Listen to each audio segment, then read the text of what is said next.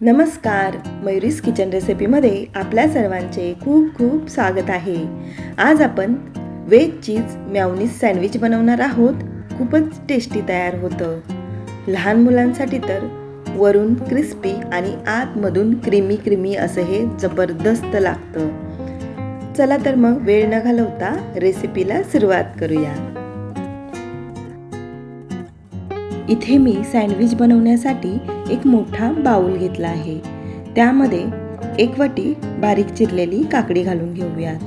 त्याचबरोबर 1 वाटी गाजर घ्यायचं आहे, बारीक चिरलेलं किंवा मग किसून सुद्धा घेऊ शकता. 1 टोमॅटो छान पिकलेला बारीक चिरून घ्यायचा आहे 1 वाटीभर.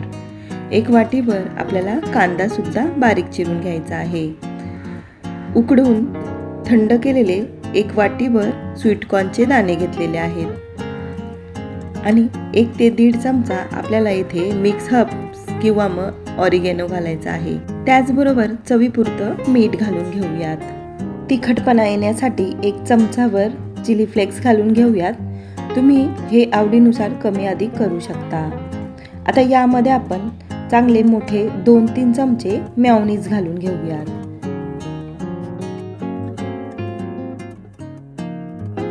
आता यामध्ये आपल्याला 2 ते 3 क्यूब चीज किसून घालायचा आहे.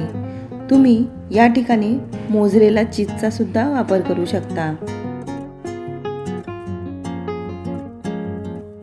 हे चीज किसून झाल्यानंतर आपल्याला व्यवस्थित असं हे मिक्स करून घ्यायचं आहे.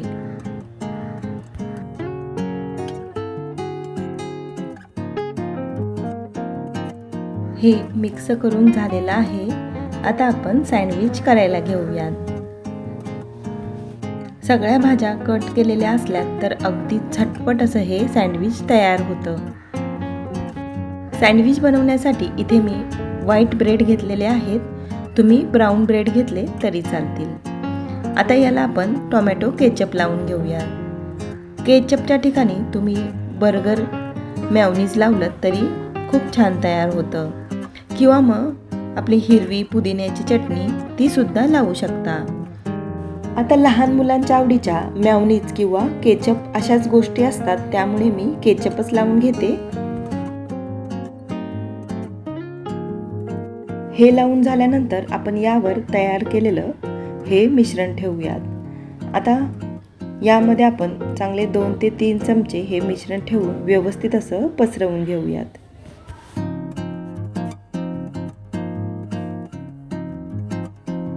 हे मिश्रण लावून झाल्यानंतर यावर आपल्याला चीज किसून घ्यायचं आहे.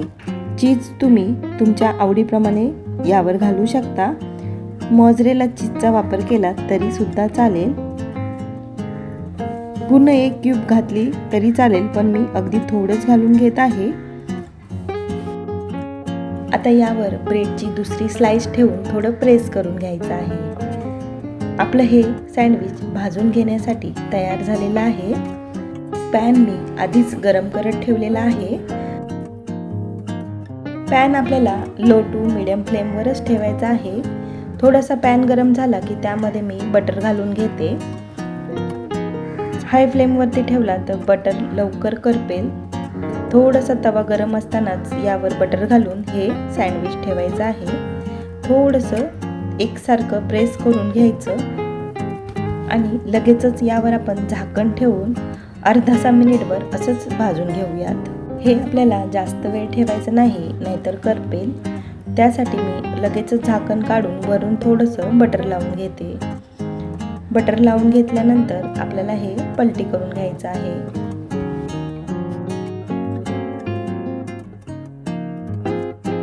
हे पहा, बटर लावल्यानंतर मी हळूच पलटी करून घेते. असंच आपल्याला दुसऱ्या बाजूने सुद्धा गोल्डन होईपर्यंत भाजून घ्यायचं आहे. पुन्हा एकदा झाकण ठेवून आपण भाजून घेऊयात. मस्त असं आपलं हे क्रीमी आणि क्रिस्पी सँडविच तयार झालेलं आहे. याचप्रमाणे आपण बाकीचे सँडविच सुद्धा तयार करून घेऊयात. खूपच टेस्टी आणि पटकन तयार होणारी रेसिपी आहे. तुम्ही नक्की करून खाऊन बघा आणि तुम्हाला कशी वाटली मला कमेंट करून सांगा. रेसिपी आवडली असेल तर रेसिपीला लाईक आणि आपल्या चॅनेलला सबस्क्राईब करायला विसरू नका. आणि माझा हा व्हिडिओ पूर्ण बघितल्याबद्दल खूप खूप धन्यवाद.